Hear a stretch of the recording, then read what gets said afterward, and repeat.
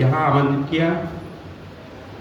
वंदनीय मां सरस्वती, उपस्थित गुरुजन एवं प्यारे बच्चों, जैसा कि हम प्रतिदिन मां सरस्वती की वंदना करते हैं, आराधना करते हैं और मां से यह प्रार्थना करते हैं कि हे मां, हमें सद्बुद्धि दे और हम सतमार्ग के रास्ते पर चलें। कबीरदास जी के दोहे के माध्यम से मैं कुछ बातें आपको प्रस्तुत करूंगा।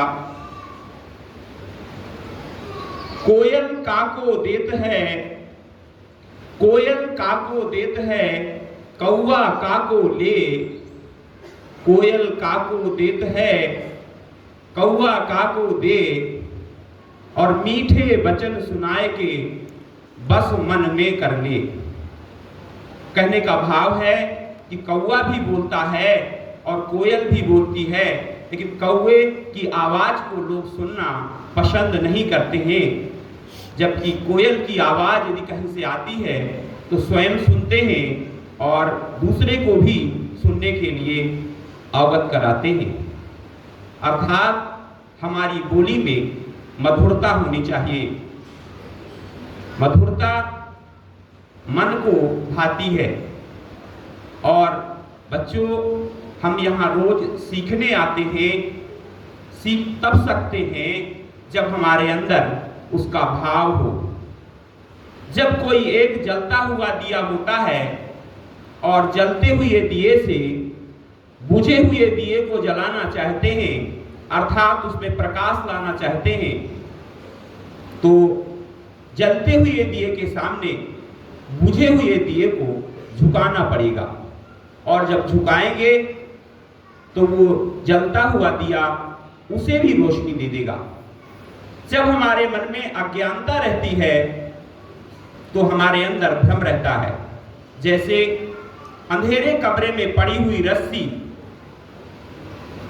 हमें एक सर्प का आभास कराती है कि मन में एक भय प्रकट होता है कि ये सर्प है, लेकिन जैसे ही ज्ञान रूपी प्रकाश आ जाता है तो वो भ्रम दूर हो जाता है और वो रस्सी हमारे मन में रस्सी का ही भाव प्रकट कर देती। कहने का मतलब है कि हमारे अंदर जब तक अज्ञानता वास करेगी, जब तक हमारे अंदर ज्ञान नहीं होगा, तब तक हम सही चीज और गलत चीज में अंतर नहीं लगा पाएंगे।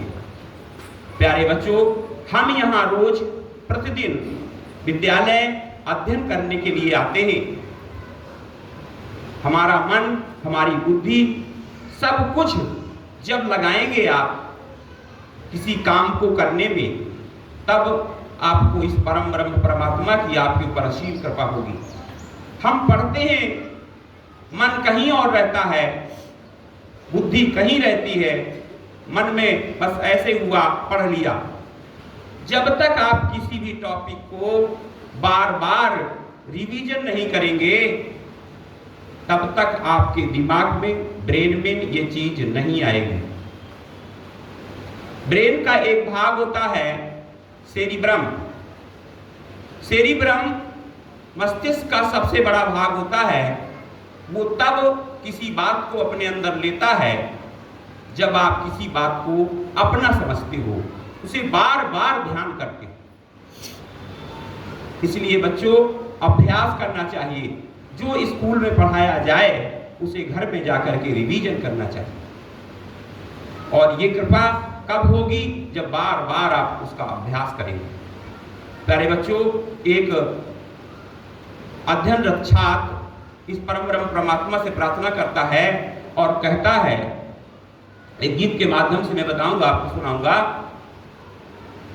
लक्ष्य न ओझल होने पाए, कदम मिला कर चल, मंजिल तेरे पग चूमेगी, आज नहीं तो कल।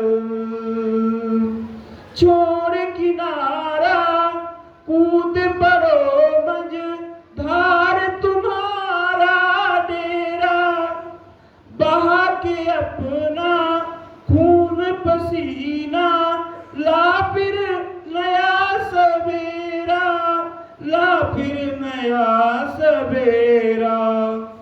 लक्ष्य न ओझल होने पाए, कदम मिला कर चल, मंजिल तेरे पग चूमेगी, आज नहीं तो कल, आज नहीं तो कल।